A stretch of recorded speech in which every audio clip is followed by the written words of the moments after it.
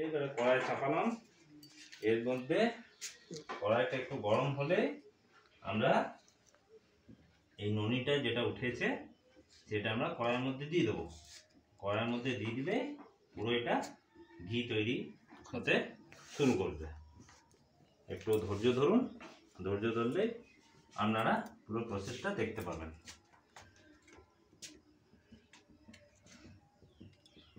এই যে ননিটা তুলেছি জলের মধ্যে থেকে, জলে দেখুন ভাসছে ননিটা পুরো, তার মানে এটা সর থেকে পুরো মাখন তৈরি হয়েছে।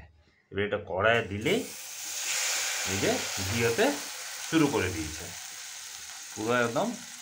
কড়াইয়ের মধ্যে দেখুন ঘি হতে শুরু করেছে, এই যে সাইডে সাইডে ফুটছে, এগুলো পুরো ঘি, এগুলো ঘি তৈরি হতে শুরু করেছে। এটা মোটামুটি 15 মিনিট সময় লাগে। একদম কম আঁচে এটা আপনারা করলে ভালো হয়। যত আঁচটা কম রাখবেন প্রসেসটা স্লোলি হবে কিন্তু খুব ভালোভাবে হবে। আর বেশি আঁচে দিলে ওইটা আপনার পুড়ে যাবে, একটু পোড়া পোড়া গন্ধ আসতে পারে। তার জন্য চেষ্টা করবেন একটু কম আঁচে করার। এগুলো আমি হাত থেকে লেগে গেছে, হাতে থেকে একটু চেঁচে নিচ্ছি।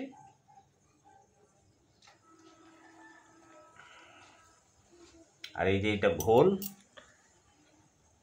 শ্রীকৃষ্ণ এইরকমভাবে ননি চুরি করে খেতেন। এইটা ঘোল, অনেক একটা বাংলায় প্রবাদ আছে না, যে দুধের স্বাদ কি ঘোলে মেটে, সেই ঘোলটা অনেকে হয়তো জানেন না। এই জিনিসটা হচ্ছে দুধের ঘোল।